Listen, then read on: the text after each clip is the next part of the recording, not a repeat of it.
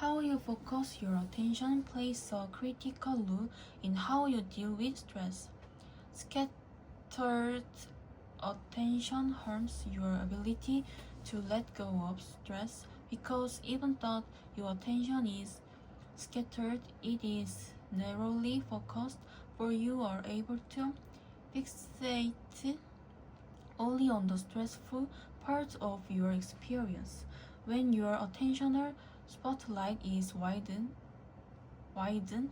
you can more easily let go of stress.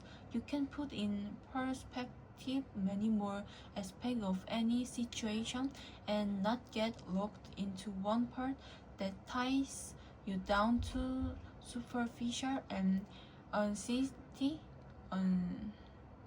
provoking levels of attention.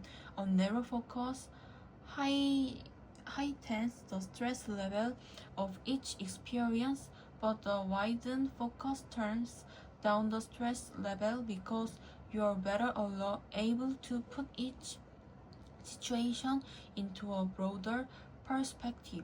One anxious, provoking detail is less important than the bigger picture. It's like transforming yourself into a non-stick frying pan. You can still fry an egg, but the egg won't stick to the pan.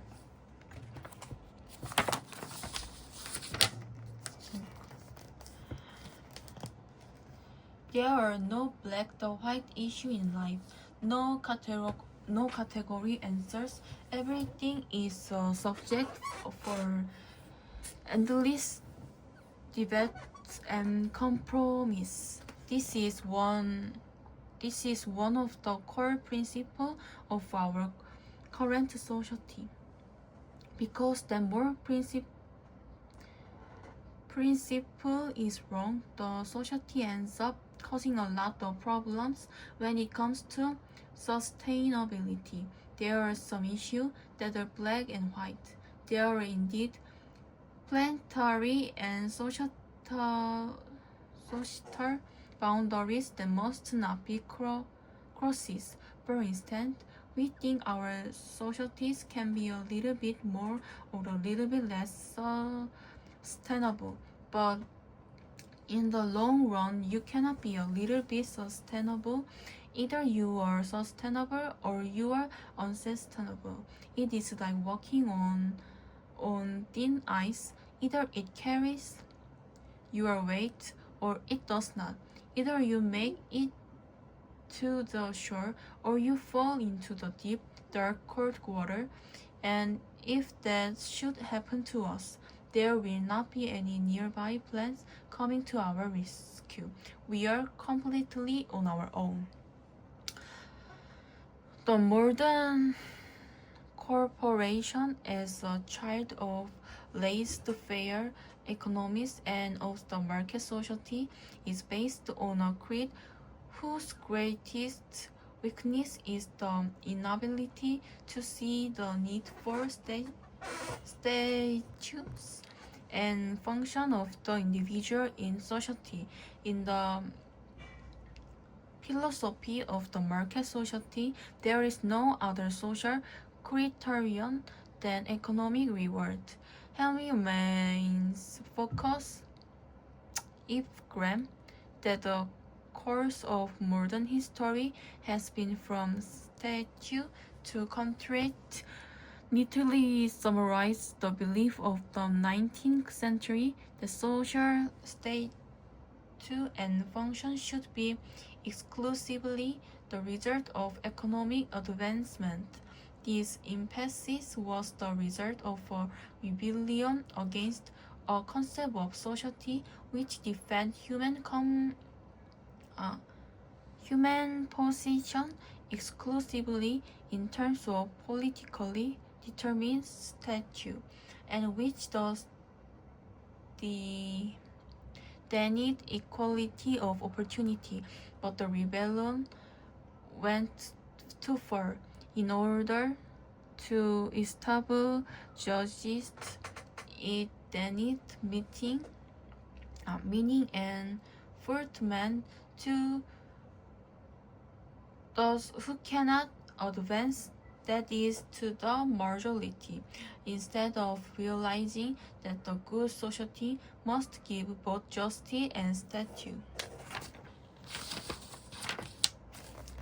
The notion of the circular economy, in which material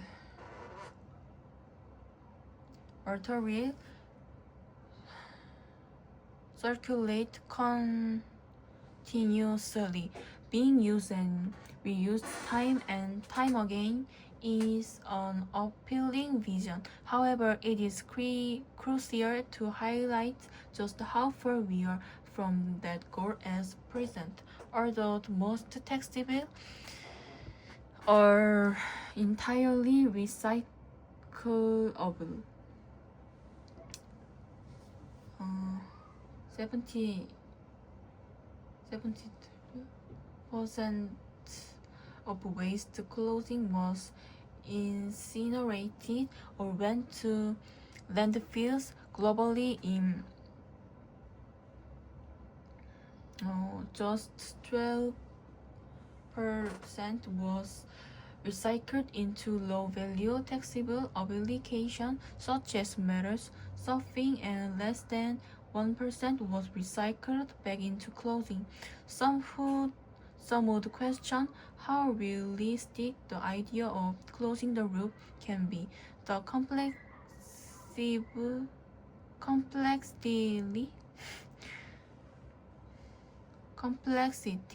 of the fashion theme means that there are multiple opportunities for metals to leak from the rescue cycle. For more, it must be noted that fiber recycling is not without its own environmental footprint. Even the reuse of second-hand clothing has implications in terms of resource use and waste, particularly